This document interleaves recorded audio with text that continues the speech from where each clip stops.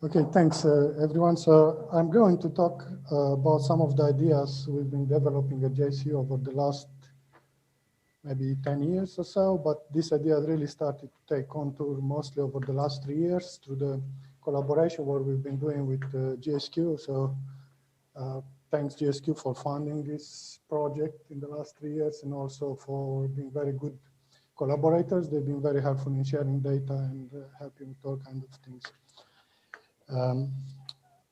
So I want to show this map, which probably everyone is familiar in the room with this map. It's showing a magnetic anomaly map across the Inlier. And on this map, I also plotted some of the known deposits, such as Mount Isa Deposit, Ernest Henry, Osborne, and also 2 other deposits, which I think are important because Mount Cuthbert in the north and Tickhill in the south, because they contain evidence of deposits that formed before Eisen orogeny. So there is, I think, evidence of pre-Eisen copper or gold deposits forming, and they are probably enigmatic at the moment because we didn't pay much attention to these deposits, but slowly we're going to investigate. Also on this map are plotted known copper occurrences that have a production associated with it. And you can see that these copper deposits, I have to apologize for people online, I'm going to move. So these copper deposits, you can see that are spread over the entire Inlier. They do not really care about the age of the host rock. So this probably tells us something about the underlying processes. Another thing that it's pretty obvious, and probably everyone already noticed that a long time ago, is that you can see in the geophysics a continuation of structures on the north-south undercover. So I forgot to mention, there is this line here, black line, that shows the outcropping pattern in Mount Isa Inlier. So a lot of these structures seems to continue undercover. And obviously the question is, does the geology continue undercover? Is it the same geology? Is it prospective? And are the same processes operating in these zones that were undercover? So about 50% of the probably more of the Isa Inlier is undercover. And if we take this as a measure of prospectivity, that probably will see that there is a lot of prospectivity for undercover. Now, if we look at the map showing the distribution of exploration permits as of November 2020, you can see that pretty normal, most of these exploration permits focus around known deposits and in areas where there is outcroppings. But there are some adventurous explorers and they go well undercover in rocks. So you can kind of guess what they are chasing and you can kind of guess what they are ignoring. And probably this relates to different models, geological or deposit models. And I guess as you go undercover, the geological models and or deposit models become even more important because you do not have much to test. So you have to be very careful where you put your drill hole, especially if it's very, very deep. So in summary, I'm going to talk a little bit about geology models and what our work over the last few years starts to show and is challenging existing geological models. And I will very briefly introduce to some evidence and some examples from Mount Cuthbert and Tickhill of pre-Eisen mineralization. Then we'll go quickly through mineralization models, and we'll talk about the role of granites, the role of metamorphism, and I will talk about a model for the 1550 to 1490 MA mineralizing event. So I'm specifically talking about that mineralizing event because we understand it much better. We don't know much about the previous events, and I will end up with some conclusions. So a general view of the geology and mineralization mountain can be summarized very simple. This is not complete, it's a general view. So there are Barramundi age rocks and they are basement. There are 3 main superbasin events with stratigraphy that can be correlated. And here I have a very big question mark and also ask myself all the time, when we correlate, what does it mean? We correlate them by age, or we correlate them by continuity. We correlate them across strike or along strike. Okay, so this is very important, especially if you go undercover. These basins are supposed to have formed in successive events following each other with some interruption. There is one major orogenic event, and that's ascribed to the Eisen orogeny, which is a very long-lasting event. And this event is interpreted to be responsible for the majority of structure in the Eisen Inlier. So all of the structures in the Eisen Inlier, except the structures in the Carcadon-Leica belt, maybe, are assigned to Eisen orogeny. And they are described in the term of D1, D2, D3, probably D4. Now, all copper mineralization is thought to be related to 1550 to 1490 MA event. There is some hints of mineralization earlier, but that probably is related to peak metamorphism someplace 1580 to 1590. And I somehow doubt it because I've been back to this location. I've been looking quite in detail. And I think the bulk of the mineralization actually is still related to 1550, 1490 age. And also there is a general belief that mineralization is related to Williams-Narako age Pluton somehow, especially temporary or to fluid and metal source. If that's the case, you can then automatically guess that if you don't have, in a deposit model, if you do not have Williams-Narako age Plutons in an area or this type of event happening, then probably that terrain is unprospective. That's not very good for mineralization, I guess, or for looking. So this has some implication on that. But however, I think there is evidence that stratigraphy is not continuous. And it's not continuous along strike, and I think it's not continuous along, across strike, wherever you want to look at it. And most likely a lot of the stratigraphy form in isolated basins. These isolated basins could be coeval, some of them in time, and they can have various sizes. And an example, yesterday Derek was talking about Landsborough Graben, and probably you can have that in mind as one of these possible basins.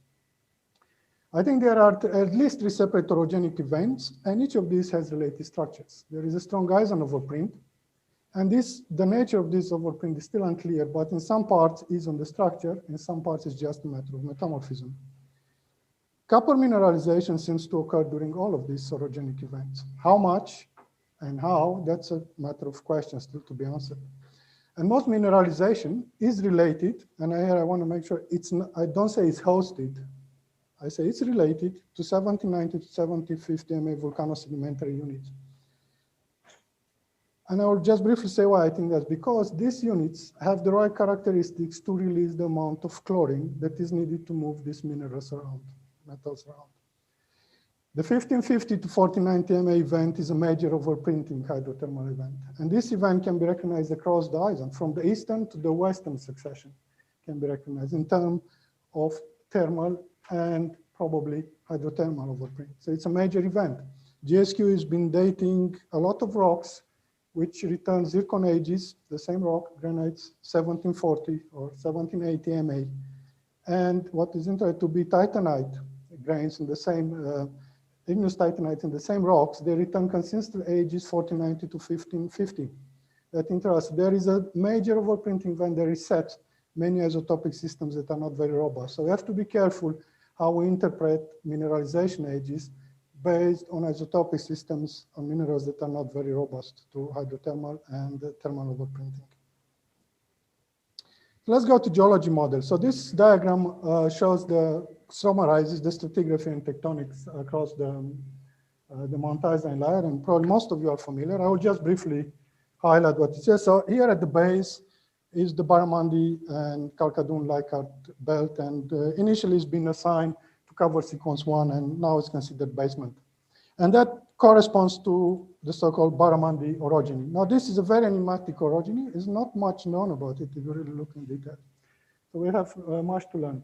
Following this, we have a period of basins deposition. So we have the 3 superbasins, the Leichhardt superbasin, the Calvert, and the Eisen superbasin. And in between this superbasin, there seems to be a period where the sedimentation breaks. But they are interpreted more or less to have formed in succession, and everything is ended by an extremely long orogeny by heavy standards.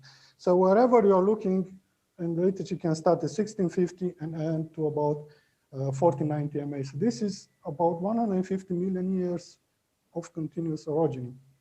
I found it interesting. I think this needs a bit of looking into it. However, what we've been finding is that there are evidence for different orogenic events, particularly associated with some of these breaks in sedimentary. So one orogenic event can be constrained mainly between 1770 and 1800 MA, and the other one between 1750 and 1710 MA, what Josh has been talking. Now, I'm not sure at the moment how these relate to each other. Is one event or are 2 separate events, but they are there and they form really major structures. So this diagram shows the distribution of metavolcanic and sedimentary, metasedimentary units in the Inlier. So you have the Leichhardt metamorphics, which are supposedly ended in deformed during the Baramadi orogeny. This one I think is very important because this has the largest spatial extent, if you look, and that's assigned to the Mancard superbasin. And this has been terminated, this sedimentation, by the Wonga orogeny. I said this is important because here you can see very clearly that there are differences in different basins that are present. So these rocks here, which are most dominated Mount Fort Constantine volcanics, are equivalent in age with rocks further west, but they are not the same. They're not being deposited in the same basin, and they probably are deposited in different basins. These rocks here at the north are along strikes to these rocks here. You cannot correlate them, okay? They are not, they can be correlatable in time, but they are not correlatable in sedimentology, so it's not continuous. And if that's the case, as you go further down and further up, this process repeats itself. So what we are looking here is a series of basins that form during that specific event. It's worth more investigation to look at the detail of this basin, but I think in about 2000, Geoscience Australia has started to making some inroads into this aspect. And it's the Calvert Basin and the Eisen Basin distribution. And if you really look closely, you can see that, at least in the central part, these basin sequences are disturbed. Now you can assign that to later tectonic events, or you can assign that, probably is the case, to the initial basin geometries. Just to further highlight this process is just an example. So here is the distribution of Argilla Formation. Argilla Formation is considered marker horizon in the Leichardt belt. We know now that down south here is not Argilla Formation because it doesn't fit the formation pattern. We know now that in the Mitakuti domain is not Argilla Formation, how it's been correlated. And probably, although there is, if you look on the maps further north, is interpreted as Argilla Formation, most likely it's not. So it's very restricted in a spatial extent. This probably indicates something about the size and the extent of the basin. Just probably one of the nicest examples is the deposition of this Isa basin sediments, which they occur in these structures. So what these structures are, they seem to relate to just some small pull-apart basins where you have sedimentation on top of a pre-existing basement, in rather small and isolated basins, not large basins.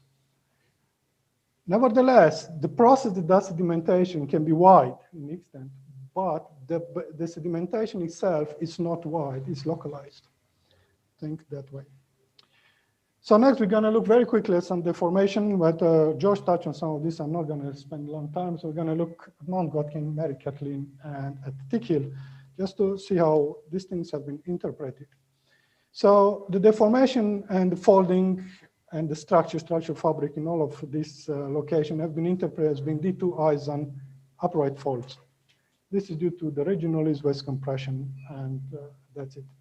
However, when you start dating this, you see that the youngest granite undeformed that cross-cuts these folded structures and has xenoliths or folded rocks in it is 1710 MA. So that's not an Eisen structure, okay? And Burstal area, you have this Mary Kathleen syncline, which is cut by undeformed granites, undeformed granitic dikes, cut across the syncline axis, have folded fragments, large folded fragments, tens of meters of folded rocks, and is dated at 1740 MA. So the fabric there is 1740 MA. That's not Eisen. In the Tick Hill area, it's a Tick Hill syncline. It's a large structure. I don't know if you can see the color scheme very well. From there, this is the size of the Tick Hill syncline. This syncline is intruded by granites that are 70, 80 MA, and some of them are very weakly to undeformed, cut across the myelonitic fabric, high-grade, upper amphibolite rocks. So there, the structures, north-south structures, are not Eisen. So they are 1780 or older. Another very important point, this stratigraphy here has been correlated to Bicorella formation. There is a large granitic intrusion somewhere there. I don't see it from here, sorry, which has been dated at 1850 MA, contains large rafts of the country rocks in it, deformed rafts on this. So probably the stratigraphy there, it has nothing to do with Leichardt, it's something else. Now let's look at examples of some probably pre-Eisen mineralization.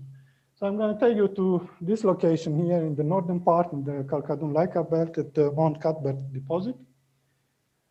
And the geology of Mancard Deposit is relatively simple. You have this granodiorite intrusion, which has a gneiss fabric in it, against some biotite chloride quartz schist. They are very intensely deformed. They're a very strong north-south fabric.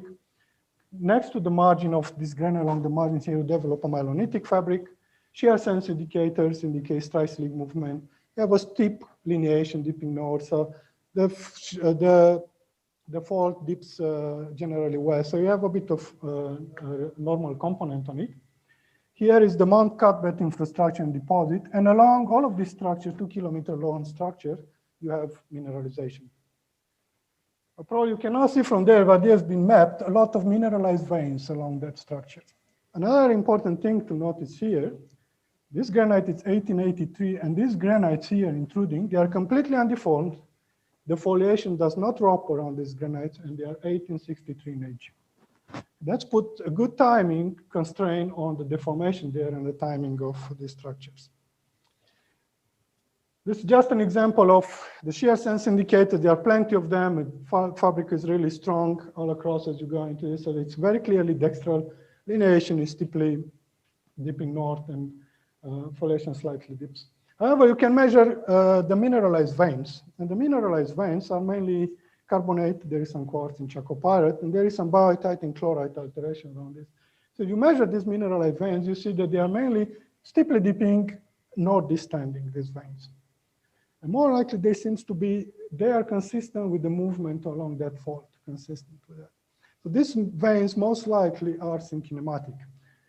Okay, so that puts the timing of this deposition of this mineralization at 1860 or probably older.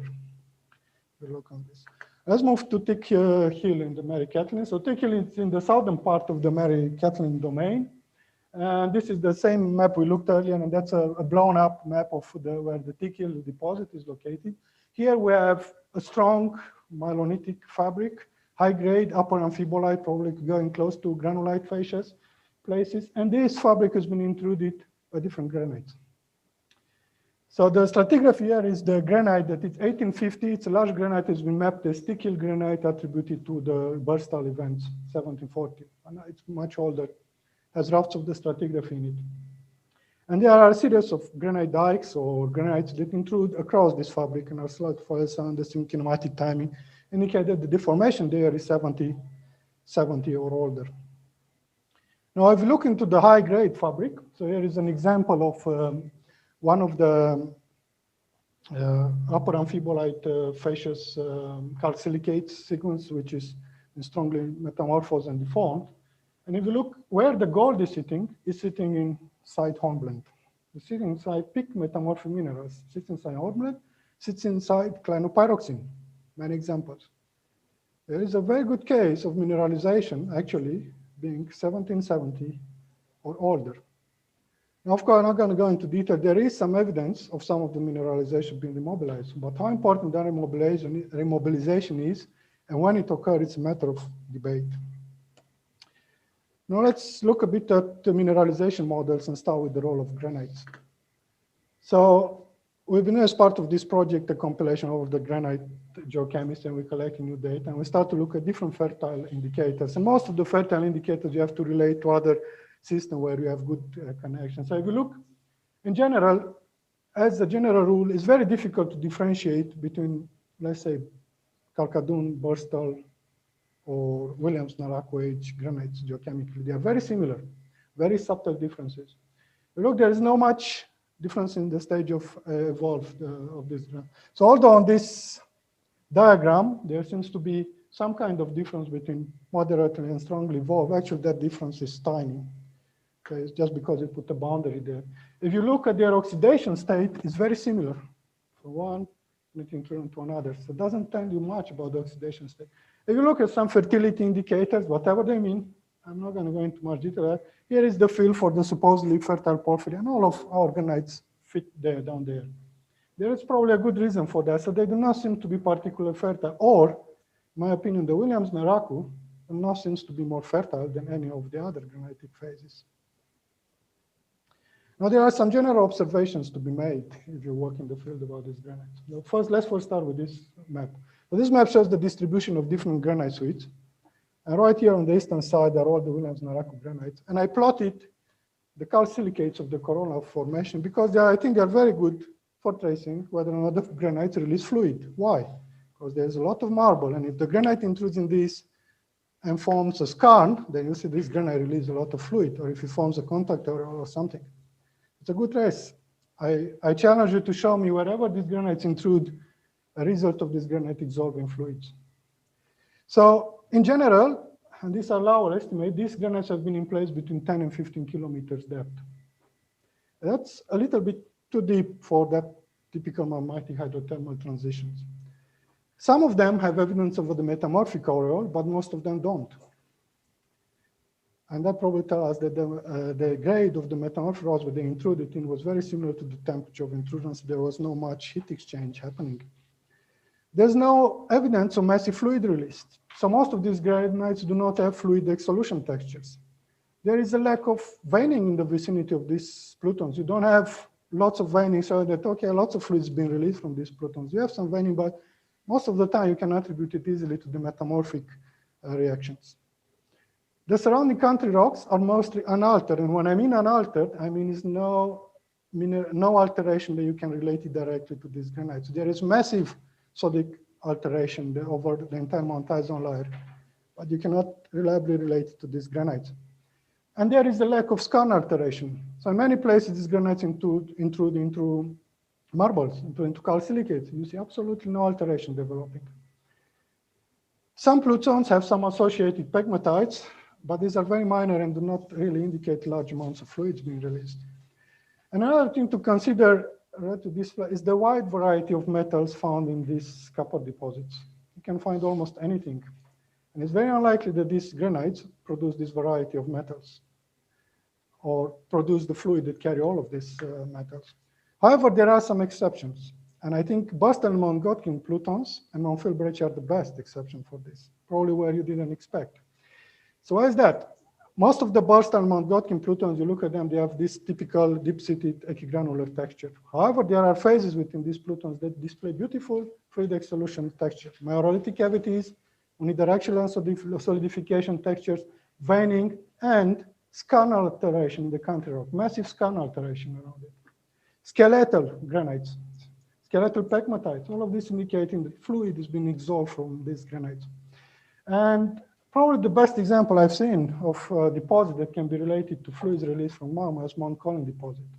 We've just been there and we had a look at 2 drill courses, okay, let's be honest.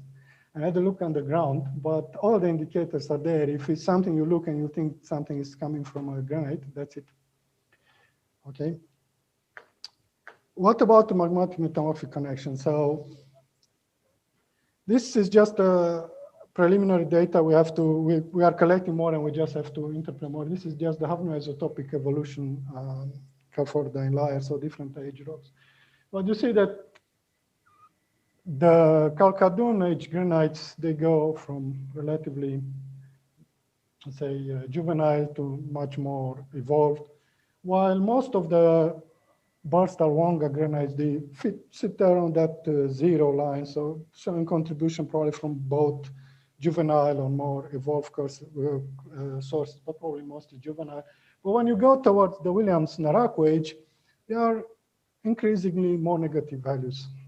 So if you really want to be adventurous, you can put an evolution curve like this, and you can calculate the slope of that that fits the data. And you can claim that this type of granites have been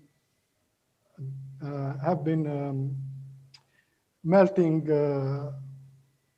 1890 to 1750 MA crust and formed to that crust. So there it comes. Now, in terms of role of metamorphism, so the quick question is, what can give you the right fluid to transport these metals?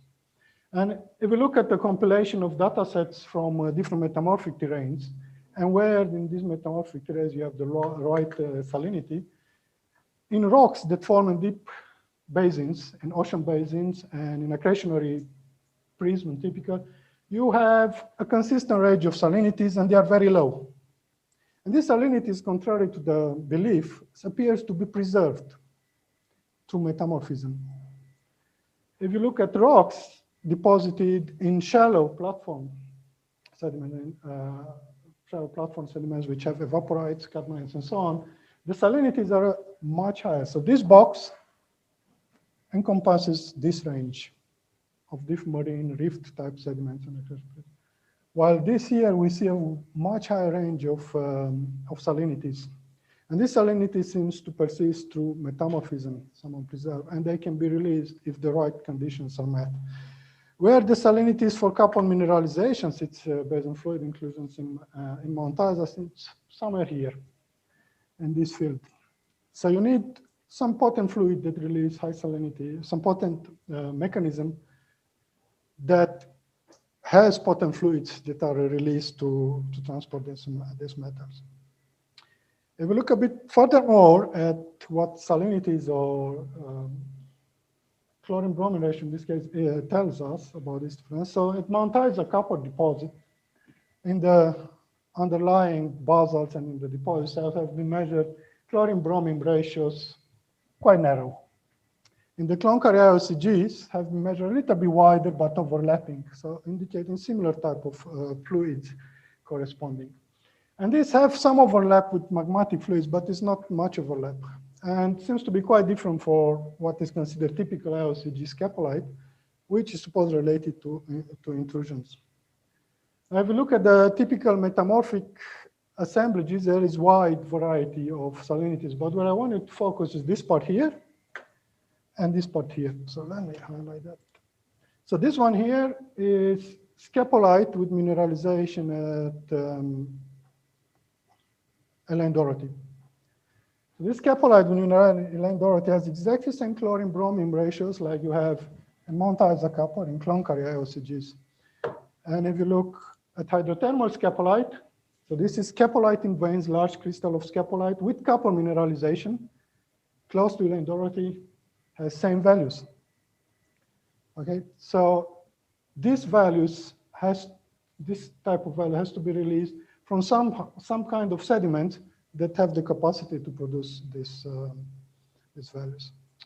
And I think the most likely source of these sediments is the sediments housed in the Mancard basin.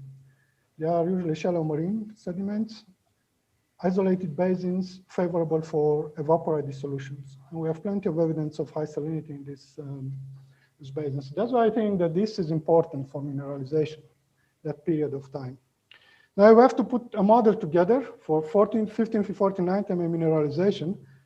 Then we can think of melting of 89 to 15 MA crust and high temperature metamorphism happening in the lower crust. Then this melt ascends and forms the Williams-Naraku plutons. However, chlorine-rich fluids are also formed during this event. And these chlorine-rich fluids interact with volcanosedimentary units, pick metals from there, whatever metals are present, or they can interact with all the deposits. And there we go, you have a variety of metals that can be, and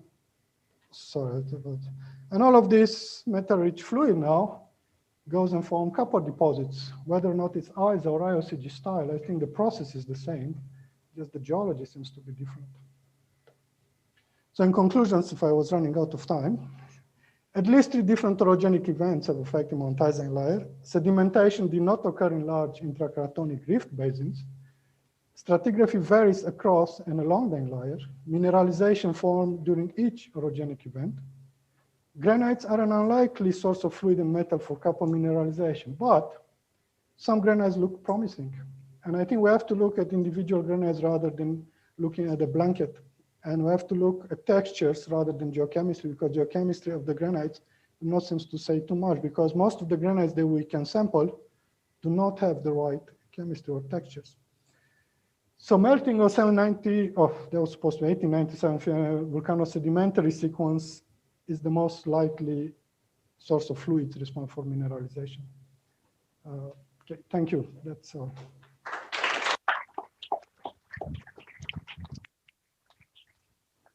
Thanks, Ioan. Questions? Any questions?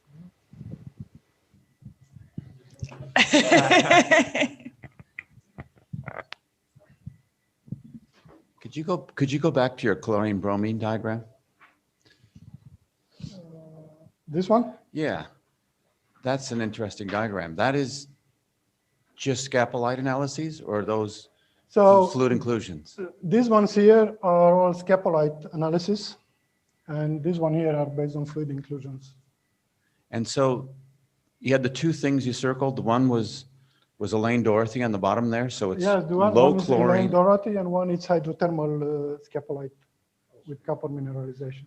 Oh, they're both at Elaine Dorothy. They are both. One, it's Elaine Dorothy itself within the deposit, within the mineralized zone, and this is maybe a few hundred meters from the deposit in veins, large scapolite veins with copper mineralization. And So you go actinolite. from like 10 to 35 without changing the chlorine bromine ratio.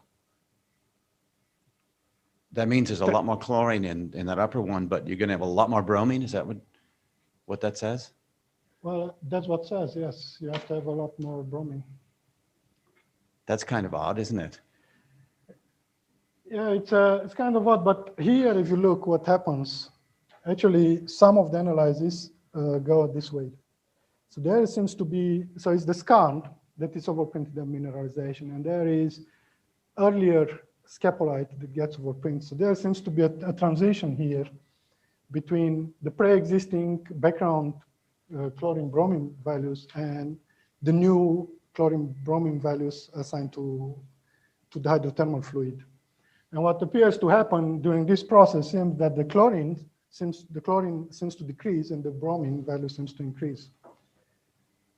And the scapolite during the mineralization isn't destroyed by the hydrothermal system? It's still there? No, it's still there, looks happy and fresh, yes, kicking. And the other quick one I wanted to say is you said that you couldn't necessarily correlate between one of these little subbasins and another. And I guess that meant that people used to think that they correlated well on sedimentologically. But given how deformed they are, how could you possibly correlate them? Well, that was my question all the time. Okay. So, yeah. Okay, Karen. Thanks. I've got a couple of questions, but I'll limit it. You're eating into morning tea. Exactly. We can chat later. The melting of the Leichhardt age sequence, what depth, what region, what trigger, have you thought about that? I did, and I didn't find a satisfying answer. So probably this melts, the initial thinking was that they are A-type granites. But to a really good scrutiny, you realize that they may have an A-type character, but they are really not typical A-type granites. If you try to do the temperature, whatever indicator, you see that they come about 750 degrees Celsius temperature, and typical A-type granites go to 900 degrees Celsius. They're very hot. These are not very hot. They are also, it seems to be like the source. It doesn't seem to be as anhydrous as you'll expect in a typical A-type granite. So they do have some A-type character, and I'm not sure, and that's something we probably should look at, if this A-type character is due to later alteration that somehow changes the chemistry of this granite, or is just one of these things that they have a slight A-type character, but are really not A-type granites from that point. Probably there's no evidence of diff melting in the chemistry. There's no evidence that garnet has been in the source for that point. There's evidence plenty of, I think, that plagioclase has been fractionated or removed or some sort of that. So yeah, I think that's probably the next step, which we really have to look into more details. And Okay, we have one question online as well. So Ioan from Courtney Dinaram, do you have any plans to date the alteration minerals at Mount Cuthbert to try and confirm the age of mineralization? well, as I said earlier, and probably Courtney knows as good as I know, that most of these minerals, you guys have been dating a lot, they've been reset. So we don't know what to date to be able to get that age. Well, we have to try, of course, and we'll have to talk to Bruce there to get accent, to see if we can get more and try and date them. So, Can I just, oh, far out. Go on then. One question. We're going to have like 10 minutes for morning Just tea. a couple of comments, like comparison with the Central African copper belt. the same plot, so chlorine bromine for there, the top left would be early stage bittern brine associated ratios, and then evolves down at the bottom and then across to the right with time as you get evaporite dissolution. So you're seeing two different brine types, and you can date those, and you've got older through to younger. And a separate thing about the setting, just thinking you comment about intracrotonic setting, it's not, doesn't preclude marine incursion. And it's the same example we see in the copper belt with really strong lateral facies variations in the Sin Rift subbasins, but it is related to a marine incursion event in an intracrotonic setting. So just something to think about. Cheers. Okay, thanks, Thank you. Ioan. That was great. Stimulated a lot of discussion. Thanks.